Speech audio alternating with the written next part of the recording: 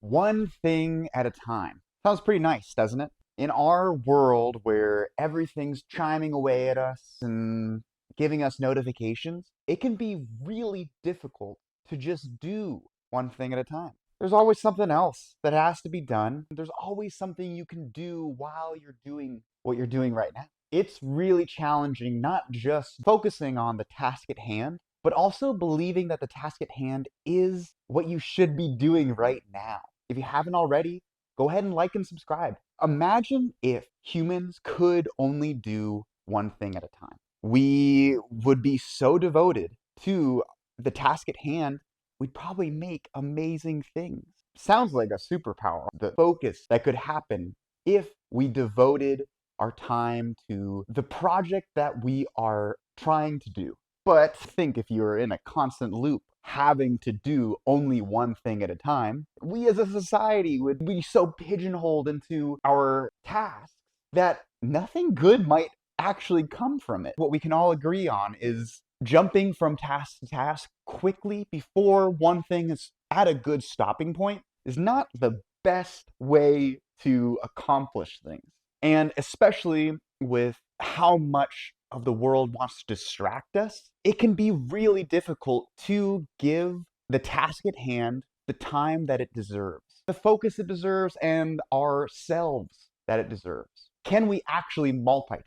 A common situation with me is I am making dinner, I'm listening to an audiobook, and I'm sipping a glass of water. Am I able to do all three of those things at once? Can I taste this water fully, how crisp it is, how it quenches my thirst, as well as the interesting idea that's happening on the audiobook, and be conscious in my cooking, the ingredients that I'm putting in, how I imagine it'll taste, what it'll pair well with? I know I can't do all three of those things at once, not in the full experience of what they are.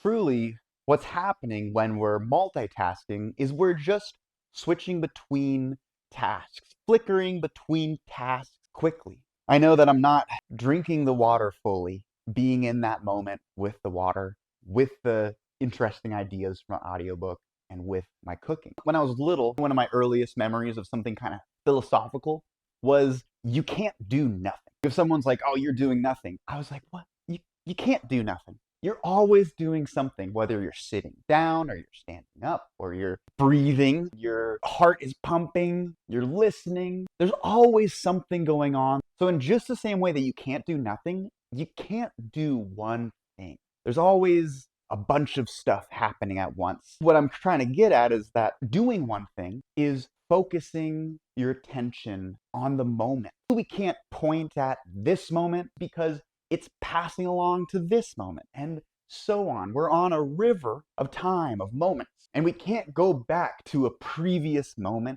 There's only this moment right now. An example is the box seats at a football game. Imagine that you're sitting up in the box seats, you're comfortable, you have a full view of the whole stadium, of the ball moving back and forth, so much commotion, so much happening, but you're able to see everything unfold in front of you. That's what doing one thing at a time is. It's sitting in the box seats of your mind, sitting back, noticing all of the ways your body's moving, how things are changing in front of you, being fully embodied. For example, sipping coffee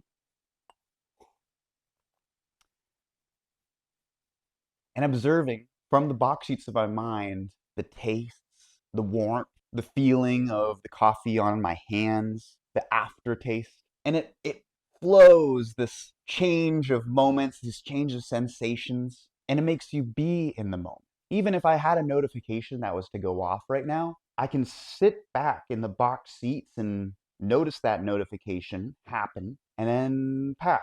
And of course, it comes down to being in the moment. Everything kind of comes down to being in the moment. Why? Because the only thing that exists is right now.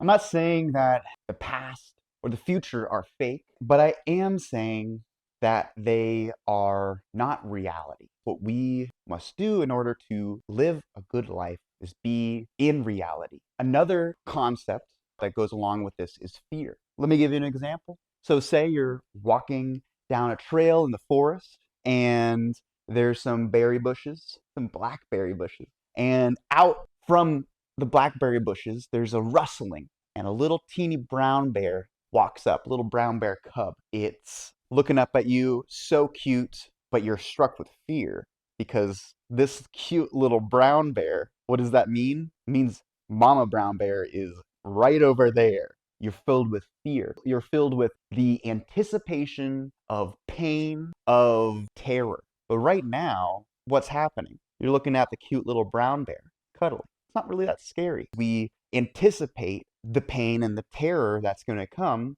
when in reality, right now, what's happening is not the pain and terror. It's the anticipation of it.